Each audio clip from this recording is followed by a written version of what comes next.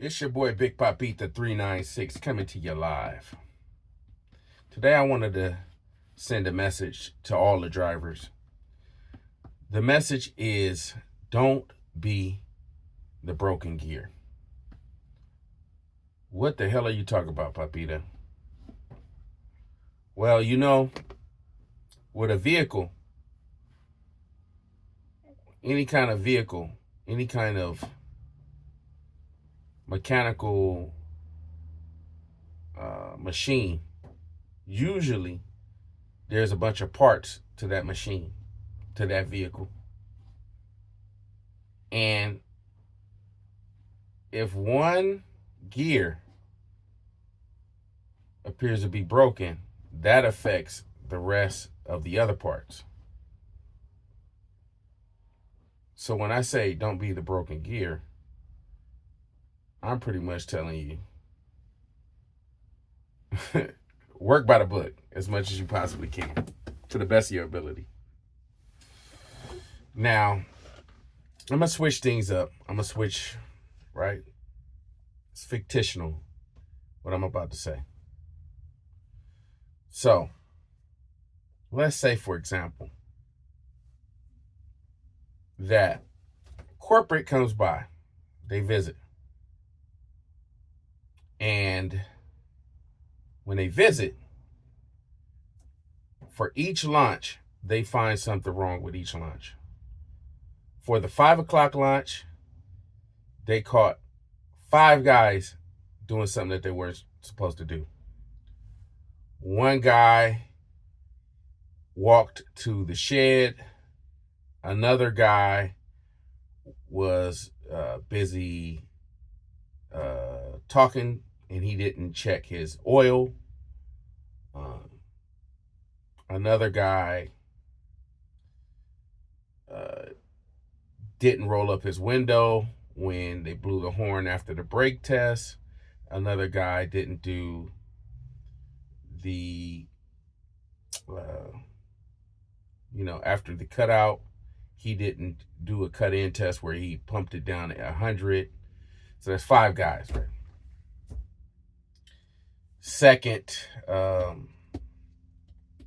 Second launch, they catch whatever they catch. They catch, let's just say, 4 guys. So we have 9 guys. And then for the 6:30, they catch another 5 guys. So they catch 14 guys total. 14 guys total. And now they're going to be waiting for the post trip, right? And during the post trip, they catch about 5 guys total during the post trip, not doing the post trip the way that the company expects them to do it. So the following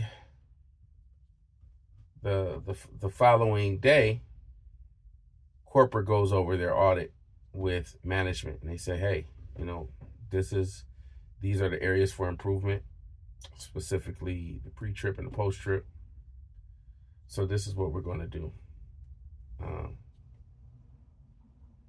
We're going to send somebody who's a delegated trainer for the company, and they're going to, every day, we're going to go over the pre-trip. Every day, we're going to go over the post-trip, and we're going to show the drivers how to properly do everything correctly.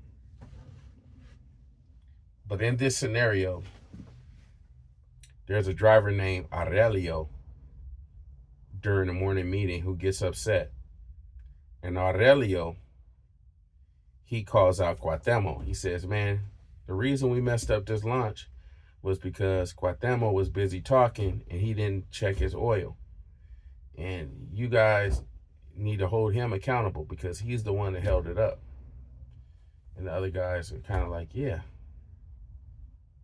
I agree with this guy. And they all point the finger at Cuauhtemoc. Second group, same thing. Oh man, it was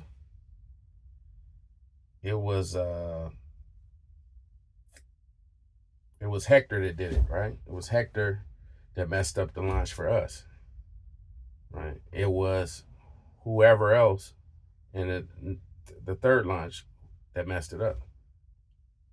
So this goes on. Management escapes accountability. Majority of the accountability just goes to whatever drivers messed it up. But the fact remains, the delegate trainer comes to the yard and he goes over the pre-trip every single day for about 1 month to 2 months until you get it down pat. And when corporate comes back in 2 more months, they say, you know what? Yeah, this is the way this is supposed to be done. So yeah, you guys did good. But in the meantime, the driver unity is all messed up. People are saying they don't like Aurelio. They feel like he's a brown noser. They feel like whoever else called out these other drivers are brown nosers. Ultimately, the morale of the yard sinks. When I say don't be the broken gear, what I'm saying is take care of your business, handle your business. You don't have to throw Cuauhtemoc under the bus, because many things, many problems could have been resolved before it elevated to that point. Many issues could have been resolved before it got to that point. As a driver, it's your individual responsibility to conduct your pre and post trip. Yes. But keep in mind that the company has an expectation of how they want the pre-trip done. So everybody can know how to do a pre-trip. Everybody can know how to do a post-trip. But do you know how to do the pre-trip the way that the company expects it to be done? Do you know how to do the post-trip the way that the company expects it to be done? You know, to every single letter. Do you understand how that's done? And if the answer is no, then management needs to come in, step in, and make sure that a demonstration is done to where all of the drivers understand what is expected from them on how to do the pre-trip, how to do the post-trip. Because what happens is when corporate comes, they're only just doing their audit. They're just going to just say, boom, boom. They're just checking a box, writing down their observations. They're going upstairs and they're drilling, you know, managers upstairs. So, the wise thing would be to let's learn as a collective the proper way to do it. That way, instead of 14 drivers being deemed, it's more like 5 drivers or 6 drivers. It's not great, but does it rise to the level of this being a thing where it's something culturally at the yard? Like, it's a problem with the culture. Like, they just don't take the pre-trip and the post-trip serious. So it's something wrong with the culture. That's what you don't want. So will there ever be a perfect launch? Absolutely not. There, in every launch at every yard, there's going to be at least one person that messes it up. And I don't think that they're coming here to specifically see if everybody's perfect like a robot. No, they're trying to see the culture, the group as a group was done. But in this fictional scenario, from the story that I originally told, management escapes accountability because drivers are going back and forth with each other about some stuff that they not all of them were properly trained on, right? Like, there needs to be mistakes made in practice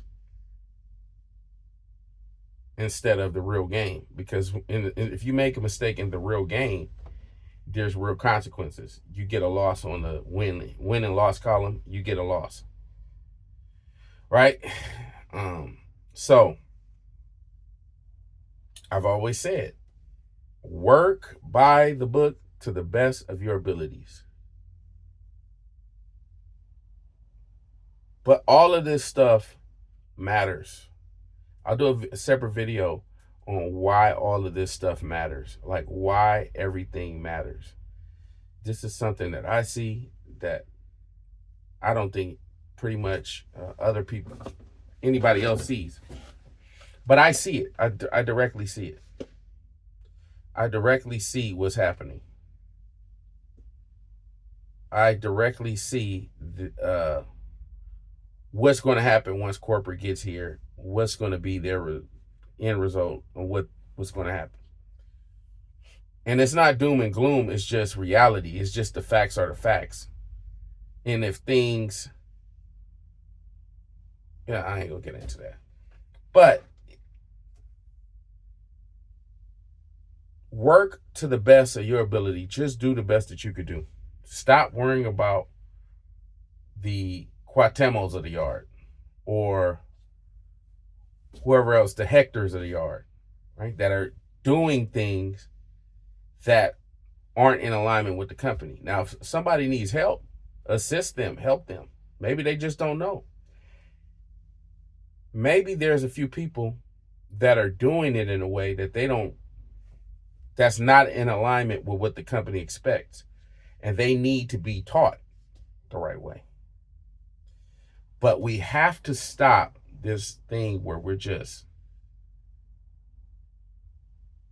there was drivers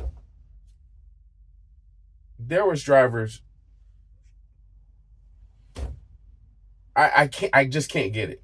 I don't really want to get into it, but you don't have to do the work of management. Management already, they make sure that they get whatever disciplines, make sure that they do whatever punishments. They're already in charge of that. They already know what they're doing. They go upstairs, they have meetings, they write reports on a daily basis. They have to do follow-ups. They have to do all of these things. They already do these things. There's no need for drivers to kind of try to do the management's bidding. There's no point in doing that. Just focus on doing your job the right way.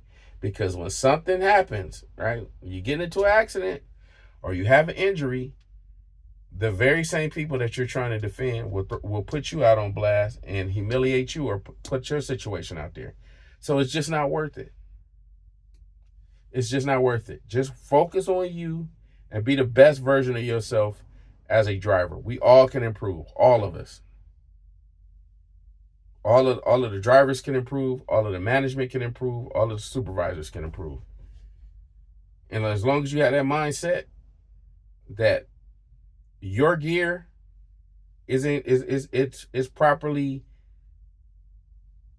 and it's in good condition, you ain't got nothing to worry about. That's my message.